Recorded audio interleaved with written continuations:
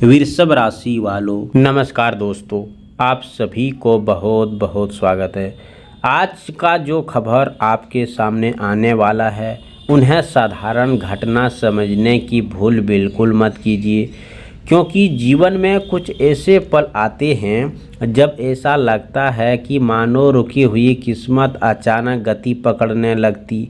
तब बंद रास्ते भी आगे नए द्वार दिखाई देने लगते और लंबे समय से मन में पल रही इच्छाओं को पूरा करने का समय धीरे धीरे आपके सामने आने वाला है।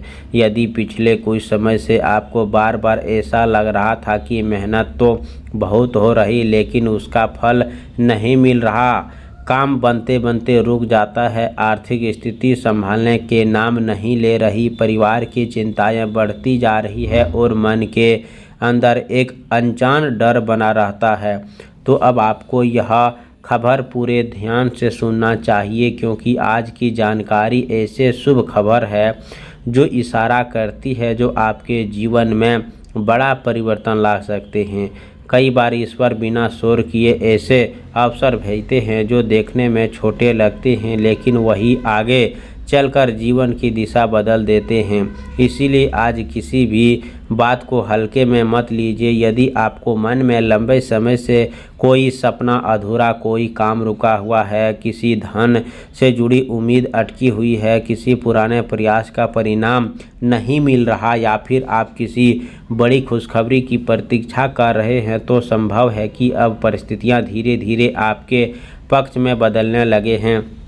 यह समय धैर्य, विश्वास और सही फैसला लेने का है। भाग्य तभी साथ देता है जब व्यक्ति अवसर को पहचानने की क्षमता रखता है। बहुत से लोग अवसर सामने होने के बाद वे उसे पहचाना नहीं जा पाते, बाद में पछतावे रह जाते हैं। इसीलिए आज की यह जानकारी अंत तक ध्यान से सुने, क्योंकि बीच में छोड़ी गई एक सी बात आपके लिए महत्वपूर्ण साबित हो सकती है। जीवन में अचानक मिलने वाले खबर कभी व्यर्थ नहीं जाते। कई बार कोई शुभ समाचार, कोई अनपेक्षित मुलाकात, कोई पुराना संपर्क, कोई रुका हुआ भुगतान, कोई नई योजना या किसी बड़े व्यक्ति का सहयोग ऐसे समय पर मिलता है जब उसकी सबसे अधिक आवश्यकता होती है।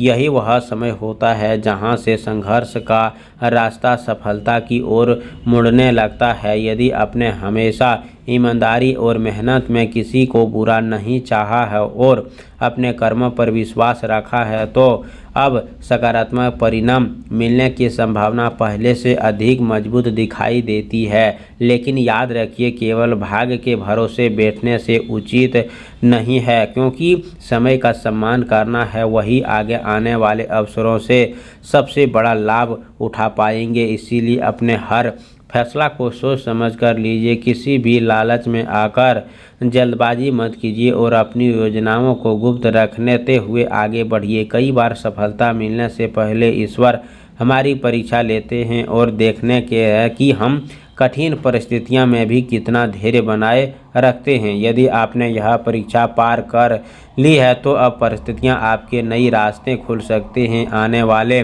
समय कुछ ऐसे भी मिल सकते हैं जिन्हें आपका आत्मविश्वास पहले से अधिक मजबूत होगा। रुके हुए कार्यों में गति आएंगे, मेहनत का सम्मान मिलेगा, नई संभावनाएं आपके सामने आएंगे और मन में जो निराश थी वह धीरे धीरे समाप्त होने लगेंगे। यह स्वयं पर विश्वास रखने का है, क्योंकि जब आत्मविश्वास और सही अवसर साथ मिलते हैं तो बड़ी से बड़ी समस्याएं छोड़ देते हैं। इसीलिए अपने लक्ष्य पर पूरी तरह केंद्रित रहिए और सकारात्मक लोगों से बातों पर बिल्कुल ध्यान मत दीजिए। जो लोग आपकी प्रगति से खुश नहीं होते, वे अक्सर आपके मन में भ्रम पैदा करने की कोशिश करते हैं। ऐसे लोगों से दूरी बनाए रखना भी बुद्धिमानी होगी। यदि आपके मन में कोई बड़ा सपना है तो उसे अधूरा मत छोड़िए, क्योंकि समय का ऐसा आपके धीरे धीरे पक्ष में घूम रहा है जो आज आपको यह बताते हैं कि आपके साथ आने वाले, बल्कि समझने और अपने जीवन में अपनाने के लिए है। यदि आप इसे पूरे मन से सुनेंगे तो आपको कुछ खबरों के लिए अवश्य मिलेंगे, आगे दिशा स्पष्ट कर लेंगे। इसीलिए अंत तक हमारे साथ बने रहें, क्योंकि आगे हम उन विषयों की चर्चा, संभावित अवसरों की महत्वपूर्ण बातें बताने विस्तार से चर्चा करेंगे जिन्हें जानना आपके लिए अत्यंत शुभ होगा। आप सभी से निवेदन है कि शनिवार के दिन प्रातः स्नान करके लाल वस्त्र धारण करें, सादे वस्त्र का भी धारण कर सकते हैं। सबसे पहले अपने घर के पूजा स्थान में दीप जलाएं, ईश्वर का स्मरण करें और अपने मन में शांत रखते हुए संकल्प लें कि आज सत्य, मेहनत और सदाचार के मार्ग पर चलते हुए अपने जीवन में आगे आने वाले प्रत्येक अवसर का सम्मान करेंगे। इसके बाद पीपल के वृक्ष के नीचे तेल का दीप जलाना शुभ होते हैं। यदि संभव हो तो काले तिल अर्पित करें और श्रद्धा के साथ ओम शनशनाय नमः मंत्र का 108 बार जाप करें। इसके पश्चात हनुमान जी का भी मंदिर जाकर सिंदूर और चमेली का तेल अर्पित करें तथा हनुमान चालीसा का शांतिपूर्वक से पाठ करें। ऐसा करने से मन में भय कम होता है और आत्मविश्वास में वृद्धि होती है।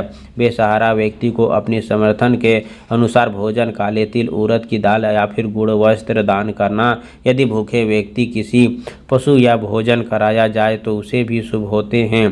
कौवे को रोटी और काले तिल मिश्री भोजन देना भी तथा शुभ होते हैं। रोटी खिलाना भी शुभ माने जाते हैं। पूरे दिन किसी का अपमान न करें, कटु वचन बोलने से बचें और क्रोध पर नियंत्रण रखें। अपने माता पिता और गुरुजनों का, बुजुर्गों का आशीर्वाद अवश्य लें। कमेंट बॉक्स में जय हो शनिदेव जरूर लिखें। चैनल पर पहली बार आए हो तो चैनल को सब्सक्राइब करें, प्यारे हाथों से वीडियो को लाइक करें। अगले नेक्स्ट वीडियो के साथ मिलते हैं, तब तक के लिए धन्यवाद। आपका दिन शुभ हो।